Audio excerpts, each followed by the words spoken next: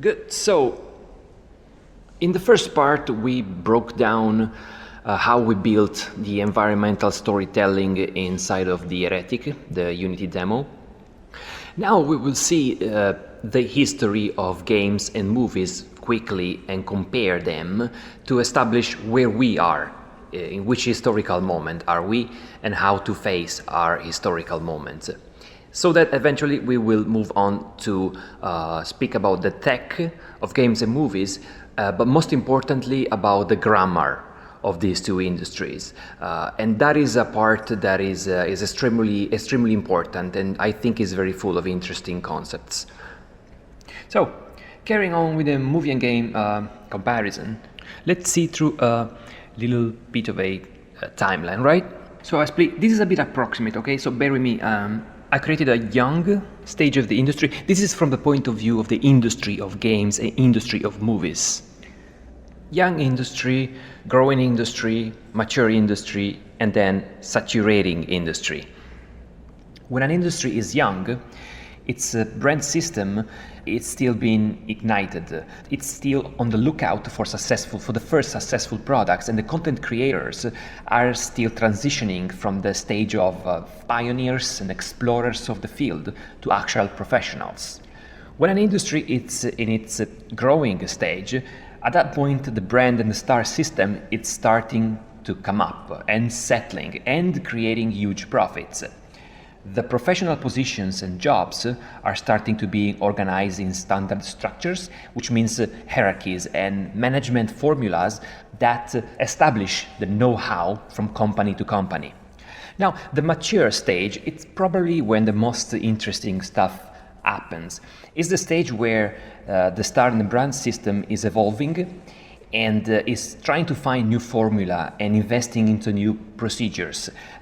Generally, predictability is the main enemy at this point, because during the growing stage, formulas and solutions have been standardized so much and brought to success that at this point audiences are trained on what to expect.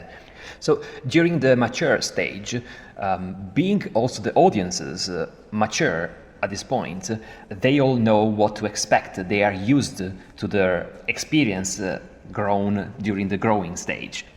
And as a consequence, in the content creators side, the competition is all about how to find new formulas, how to satisfy the new appetites of this more mature audience. This is why I was mentioning that the mature stage very often is the one that produces the most refreshing content. And this is also the stage by which jobs unionization should have happened, even though we all know that sadly this didn't turn into a reality yet. And then eventually, since everything has a limit, we get into the saturating industry stage, where star and the brand system is passing the growth threshold, which means that companies need to protect the flow to sustain their volume. At this point is where companies and the leading entities of the industry have become so huge, so expensive to maintain, that they can only invest in safety. So they have to necessarily invest into those brands and franchises that are settled and that basically have a very huge and solidified fan base that will, no matter what, give back by default a certain amount of profits, because there are so many people that like that stuff already.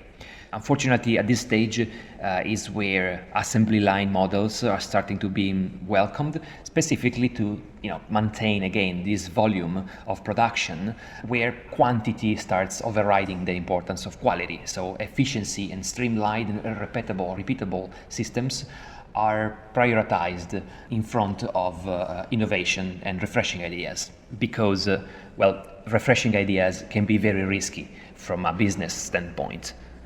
Now, this saturation of the content is what we as artists we would project, right? This is what we don't want. And so to propose a solution to this, propose a potential direction to face this problem, I think we need to consider these industry stages in relation to generations, right? Generations of people. Well, when we speak of generations, we speak of grandparents, we speak of parents, and then we speak of sons and daughters. And we all know that new generations of people coexists with new generations of technology, which becomes more and more powerful with the time. And the result is that life becomes a bit easier every time, and the problems that we face change accordingly.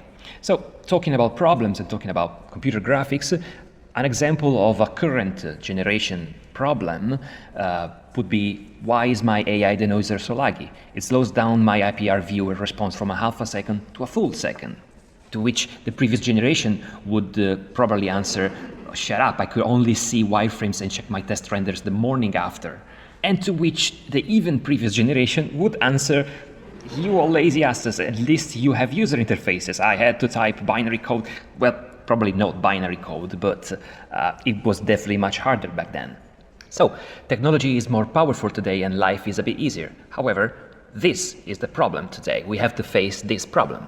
Well, computers being more powerful today and computers being more everywhere in our daily life means eventually that we are much more exposed to multitasking and doing more things and solving more problems all at the same time, especially those generations that are born with this state of things.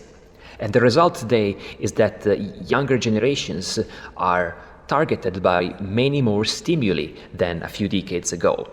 And more stimuli to human brain is like more weightlifting to a muscle. It makes it grow, it makes it more performing.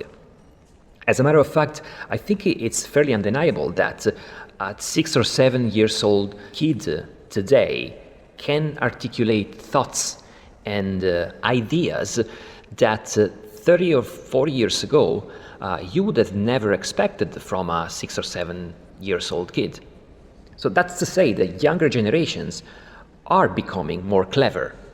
Now, even though they might not be yet the generation of the content creation, they are already the generation of the content fruition, so they are the audience. Also, as technology becomes more powerful, well, life becomes easier and we all become a bit lazier.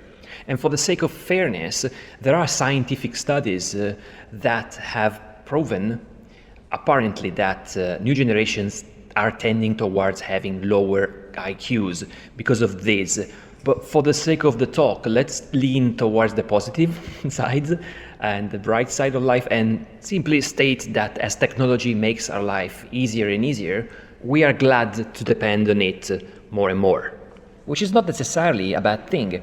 Agatha Christie used to say that the mother of invention is not necessity, but laziness in humankind. And I think that is true.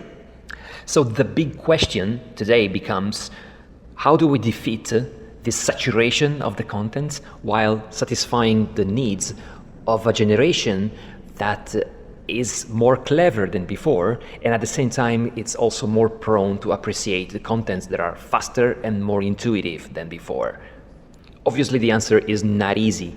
I think that we need to find it into some common denominator between different generations, something that is valid for all of them, and something that is closer to the nature itself of entertainment. And I personally think that a good candidate for such a factor could be sense of humor, good sense of humor. Everybody likes laughing. I think it's a contradiction to say that somebody would dislike the feeling of laughing. Now, putting down a bunch of rules that define good humor would obviously denaturate the whole thing, and it's impossible. However, there are a few things that we can say. So let's give it a go. Let's try to find the basic ingredients of a good joke. Well, it generally starts with a topic that is easy to engage with and something that gives you instantly a sense of gratification, because that instant magic connection is what gets the audience hooked up, right? You create a sense of empathy with what you are about to say. It's a guided process, meaning that, yes, the joke is told in a certain level of clarity, but not every single obvious point is explained, otherwise the joke becomes, not fun anymore. So it's very important for a good comedian to leave the right gaps in the storytelling for the audience to feel and connect the dots actively, to make the audience feel like it is the driver of the final punchline. So there is a gap that you as an audience connect internally, and that's what really sparks the fun. Now, this is very difficult to achieve and obviously is achieved with perfect timing, which is design plus implementation. But at the end of the performance, the audience walks away with a feeling of reward, also because of the gap filling process that makes the audience feel like it's a part of the activity. And when this is done successfully, people always want to have more of these refreshing contents. And because of the pace of today's everyday life, if it's fast, it's even better. So a fast joke can be consumed more practically than a joke that requires half an hour of attention. And this is what I call a bite-size content. It's something that can be consumed really fast as opposed to a full meal size content, like reading a short article on the internet versus reading a book, or watching a short movie versus watching a full feature movie. That's the meaning of bite-size content. Now, the interesting point, and the reason why I brought this up, is that I think that these principles can be connected to any form of entertainment, really. As an example, think about a video game, right? A successful video game, it's something that definitely needs to start with a sense of engagement. You don't want the player to be lost in the first 5 minutes of the experience. Probably that's the most important spot of the entire product, is when you hook up your players. Well, it's a guided process, but makes the player feel like it's the real driver. That's a classic, right? We're going to speak later better about indirect control in video games, but that's the principle, right? You, as a player, want to have the feel like you are deciding the story through your own actions, even though eventually the path underneath has been redefined to a certain extent. It goes by itself that this requires good design and implementation, but at the end, the player walks away with a feeling of reward if the gameplay experience was positive. Now, this principle of involving the audience into some sort of activity during the communication ties a lot with what I mentioned before about cold medias, about Marshall McLuhan. There are lots of opportunities never even explored before that hide inside of this simple factor. And there is a lot of potential for refreshing contents in the future in this. And since we are basically all people, audience and content creators really doesn't make that much different eventually for what everybody wants. And as a matter of fact, for content creators, the same principles apply. Today's technologies brings less multi-step setups and less low-level coding, which turns into less hard learning curves, which connects with easy to engage with and sense of gratification. New technologies can make things more automatic or semi-automatic based on what's the level of control that you as a content creator want to keep, which connects with the guided factor of good humor. And in computer graphics, feedback times now they are becoming faster. Well, they're becoming real time, which connects with how you design and implement things, but most importantly, how less frustrating and more rewarding the whole creation process becomes. And the fact is that, in the end, we want and we can create more of these refreshing contents, and we want to do it fast, with real-time response when possible. What is faster than real-time, after all? And eventually, this process of creating something good makes you, as an artist, as a creator, also walk away with a sense of reward. So, talking about the tech, so it's the technology, basically, the leveling factor that is making all of these things possible. A faster computer is faster to iterate, and there is more space for creativity. Things like blockchain, artificial intelligence, and quantum computing are opening new doors for sure. The simple idea of considering GPU rendering as transactions inside of a blockchain system will bring to virtually infinite computing power if you imagine millions of computers connected in the blockchain, transactioning rendering services and sharing each other's GPUs. Many of you probably know who this person was. He was Alfred Hitchcock, and he was known as being a very engineering-driven sort of director, who was somebody that would perfectly plan every single frame of his movie. On Hitchcock's sets, nothing was a happy accident ever. Everything was perfectly planned in pre-production, and by the time the crew would show up on the set, nothing was not pre-planned, down to the smallest detail. Now, back then, obviously, there was no option for fixing things in post. So skills like Hitchcock's pre-planning and perfectionism were extremely valued. Now, it was another time, right? Things were very much more difficult back then in general.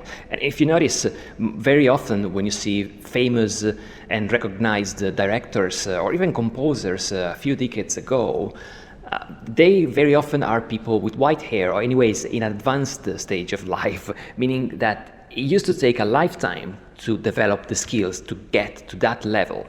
Now, this is why we were talking about generations before. Now things are different. We are not necessarily stuck to those difficulties. And well, technology is the ingredient that made this possible. By the way, this is how a quantum computer looks like, and it's interesting that sometimes we go very far speculating, for example, like how blockchain will change security and prevent us from fraud, having millions of computers connected together and using their power to protect our transaction, when the advent of one single computer that will literally override thousands of times their combined power in one go will present an even higher threat to the entire system. So sometimes science fiction can really turn into reality. And anyway, too many speculations don't make that much sense, because we don't even know, if we are not careful, if we will be still around when all of these things happen. Now, generally, VR and new devices have had their own bubble, but now that it's settling down a bit, we can set down a few points. Definitely, there are lots of new forms to interact with the non-existent on the horizon, where the non-existent is what is basically up to us content creators to create, which is good. Some of them work already, some of them will work, and some of them will just fail. So this is a consciousness that eventually we have achieved.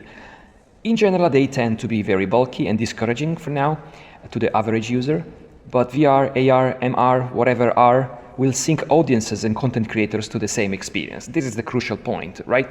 We will go more and more towards a content creation process where the location, the experience, the TV studio, the movie set that is being created will be experienced in the same way by the audience as by the creators themselves. They would be stepping in the same virtual environment.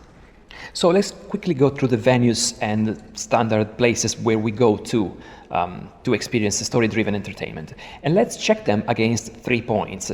One, how much they are social, so how much we can share the experience with other people. How much they are engaging and immersive, and how much they can be bite-sized, as I was mentioning before. So how much they can quickly overlap with whatever else we are doing during the day. Starting with the most classic one, right? Cinemas. Cinemas are obviously social because we are a lot of people. They can be very engaging because we get lost in it. It's a huge screen, everything becomes dark, and there is nowhere else we can go, really. We are locked in the story. However, they are not very bite-sized, right? You go there to see a full feature movie, you have to drive there, so it takes time. You don't go there to check a 5 minutes short movie. In the worst case, you will go for a selection of short movies. Home screens, generally they are social because we can gather around them with several people. They are not so engaging because they tend to be fairly small, and in many ways they are not in a location that allow us to just be fully concentrated on the contents that are happening inside of them. But they are okay for bite size, so I can overlap my attention to whatever is happening in a home screen with other things that I might be doing at home. Now, portable screens, well, they are not very social. Yes, we can gather around them, but we have to really squeeze a lot. They are not meant to be several people gathering around them. They are not very engaging because they are just too small. Everything that happens around them, outside of them, is just too distracting, and so immersion is not easy. But they are perfect for bite size, obviously, right? They're always with you, they're always in your pocket, they're always in your hand. So you can spend 3 seconds or 3 minutes checking them up anytime in the day. Now, room scale, especially VR, is not very social, mainly because it's very isolating. You can share the experience with some friends, but in general, you are really isolating yourself. But they are very, very engaging, they are very immersive, right? By definition, you are inside of the story. And they are only potential okay for bite size, but they are so bulky now that still it takes quite some determination to go there and get yourself set up for the experience. Now, location-based experiences are potentially very social, but it's still too young as a form to say for sure. Generally, anyways, these are experiences that you can share with other people. They can be very, very fun.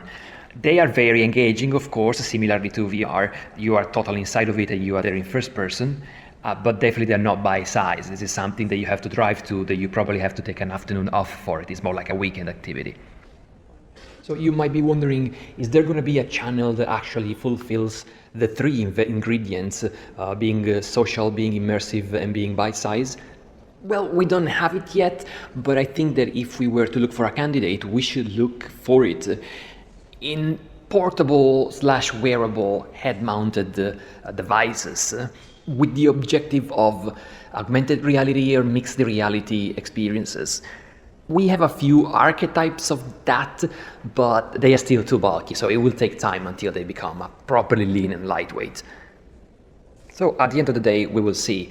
However, my personal thought is that regardless of how much technologies will come in and revolutionize the way we enjoy storytelling, there are certain old school things that really relate with our human nature that I don't think that everybody will be happy to leave behind. Like, who will want to lose the opportunity of those beautiful evening screenings in the park on summer with your friends, right? So it is just difficult to make speculations about what is gonna be, but we definitely know for sure that this guy is taking over and we should explore it. Especially if we focus on new generations. So the grammar of both languages, video games and movies. What is movies borrowing to games to make them better? What is games borrowing to movies? Well, at the very basic level, games not so long ago, they were not used to be based around the story, right? They were mainly used to be based on the game mechanics. And then if on top they even had the story, well then even better. But now things have changed. There are lots of games now that literally pivot around their own stories. And that's because there is so much about entertainment that is storytelling, and that's because we love good stories. And so when you get on the subject of using pictures to tell a story, well, movies, they have a longer history on that topic, and so that is what games can borrow from movies for sure. But games, with the development of GPU rendering and real-time rendering in general, it's offering a lot of technological solutions for movies to be more flexible in the production workflow. I'm thinking, of course, of virtual production, and the best results in the next years, they're going to come from the overlap of these realities, movies affecting games and games affecting movies. But this is just the surface, right? This is what everybody's been talking about recently. Let's just try to go a little bit deeper now.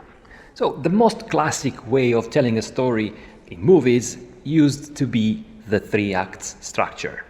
Act 1 being the setup, Act 2 being the so-called confrontation, and Act 3 being the resolution. Now the problem with these through the years became that, yes, Act 1 ended up being interesting, Act 3 is potentially what the whole story was written for, but then eventually the Act 2 very often ended up being extremely dispersive, without a proper direction. And the 3-act structure is also known as the character-driven structure because it relates to the way the characters' arcs evolved in the story. Now, in interactive storytelling video games, the character is the player, so we have a problem here. We quickly mentioned before about indirect control, and it's something that we will dig into a little bit deeper later. It's very important, but is that a process through which a game designer or a content creator in general gives the player the feeling that he or she is the actual driver, is the pilot of how the story is untangling itself.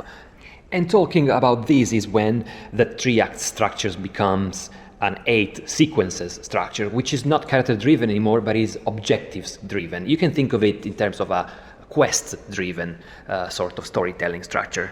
Because literally, to give the player the freedom to make choices, then eventually we need to inject a bit more control over where the story can go. So this is the idea that openness in storytelling requires more control.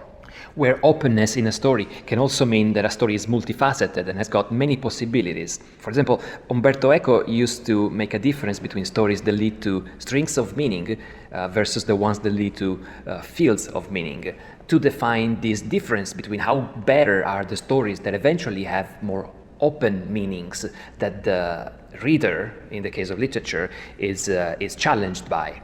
So we are trying to craft a story that is open for the player to decide, but also we need to create some constraints. Is the change between the 3 acts to the 8 sequences storytelling structure.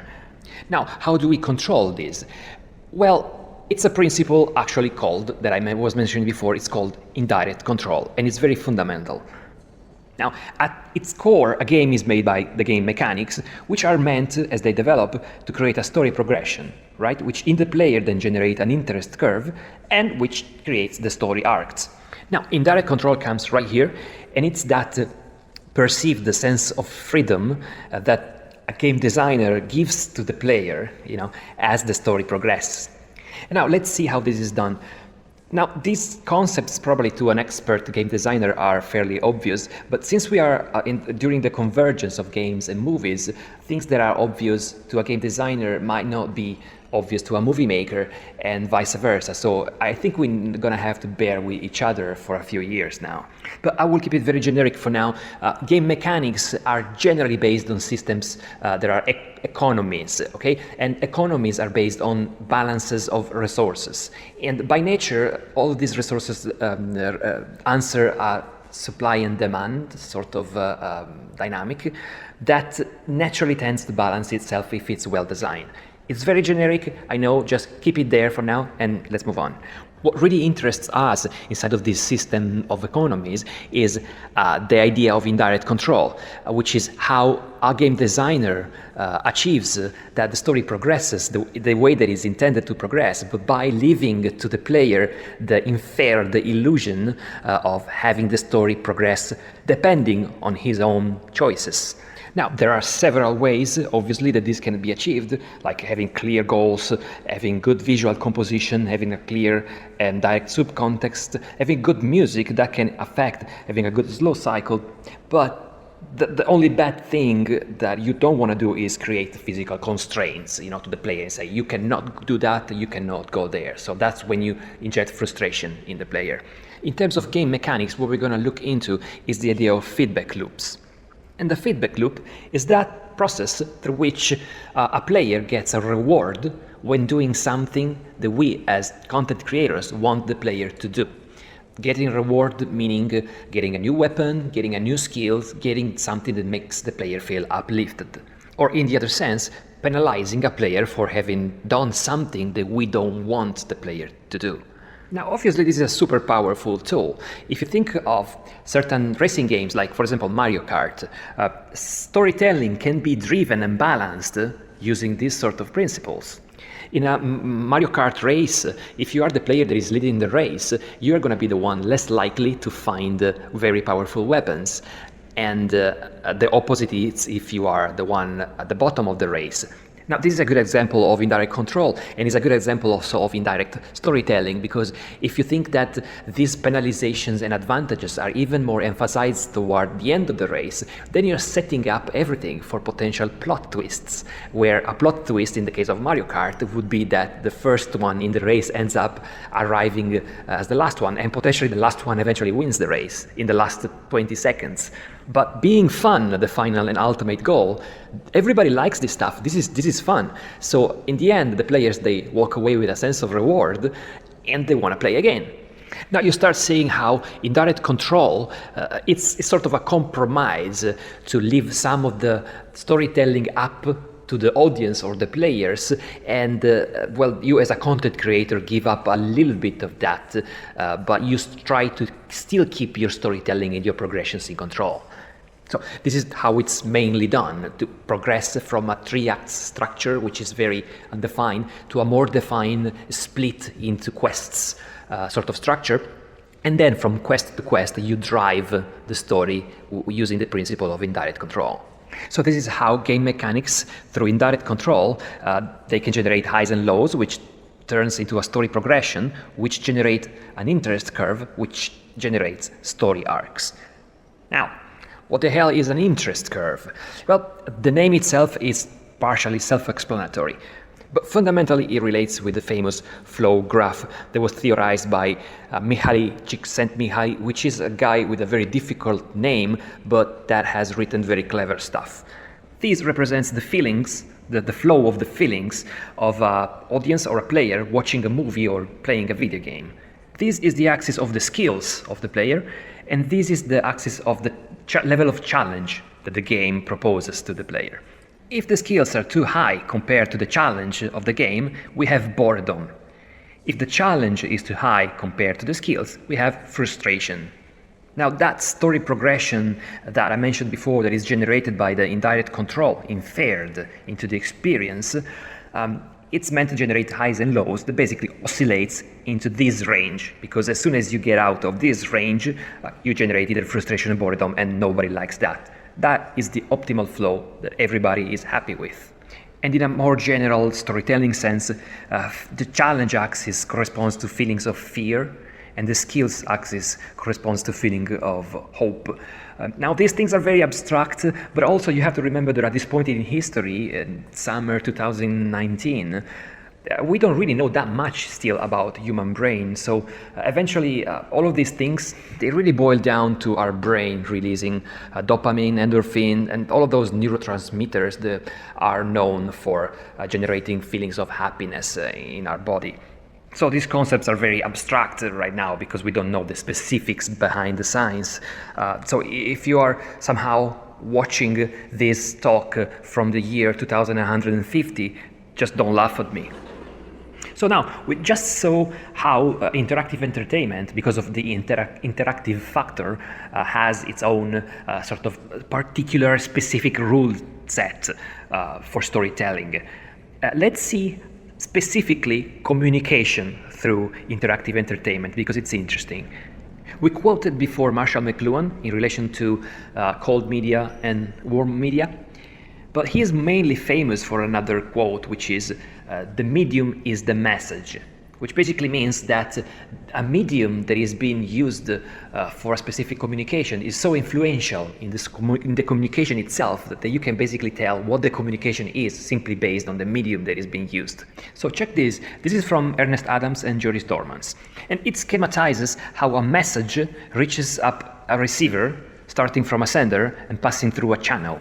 So in a traditional situation, which could even be a movie, we have a sender, which is the director, the crew that makes the movie, and we have a signal, which is the movie. The channel would be the movie theater the receiver is sitting in when watching the movie, and the message is what eventually happens to be elaborated inside of the brain of the receiver as he or she watches the movie. Now, games, when things are interactive, things are a bit different. Now, on the left, we have a sender, which is the game development team.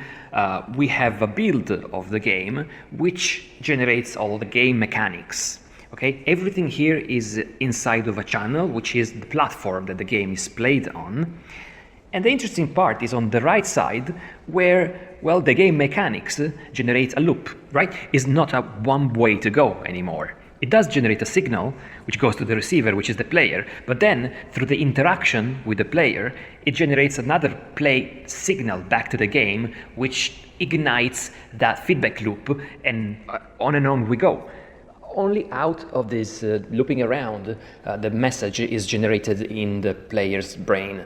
So in this sense, storytelling in interactive entertainment can only happen through indirect control. There is no direct connection between the sender and the receiver. There is only a sender who can simply create the setting, the opportunity for those things to happen, and then use indirect control principles to make sure that somehow the receiver goes that way. So ultimately, the more we constrain the process to the left side of the scheme, the more we are sticking with the old school of storytelling. the more we are leaning on the right side of the scheme, the more we are approaching things with a more emergent way of storytelling. And an emergent storytelling is a storytelling that emerges literally outside of the jurisdiction of the content creator, or at least partially outside of the jurisdiction of the content creator. So again, the content creator just sets the opportunity for the story to happen. So basically having progression in a story means that things are proceeding through a script, through a screenplay, when having emergence in a story means that things proceed or emerge during play.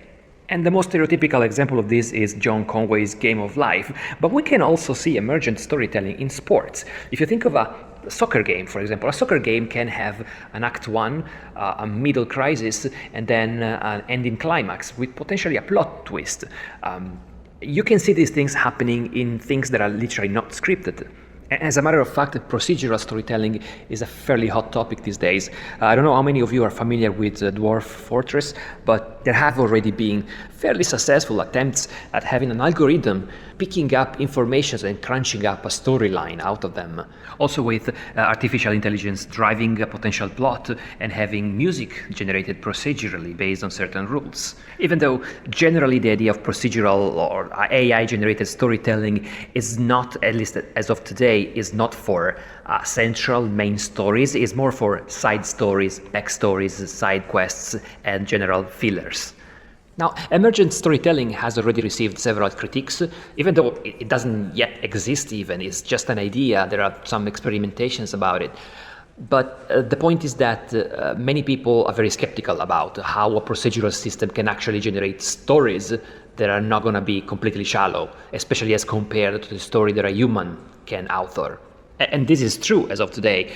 Only time will tell for sure. But one thing that we must not forget is that, for example, in movies there is a rule that we say, show if you can, show, don't tell about something. In games there is a rule that say, if you can, do, don't show. Which means that when something is done by the player has like 10 times the effectiveness of something that is told by the storyteller. And this is to say that agency in a story, it's a very important thing. So in a story that you are the protagonist of tends to be automatically much more interesting regardless of how deep and how interesting the plot is. For example, I don't know if you ever experienced when you have a very intense dream and you wake up in the morning thinking, oh my god, that was an amazing story, I'm gonna write it down and one day I'm gonna make a movie out of it. And then you actually start writing it down and you realize that it was just stupid, it didn't even make any sense. Well, in the dream it was feeling cool because, well, things were happening to you in first person. So this is to prove how agency is important, so important that can at least partially override the plot and the screenplay itself.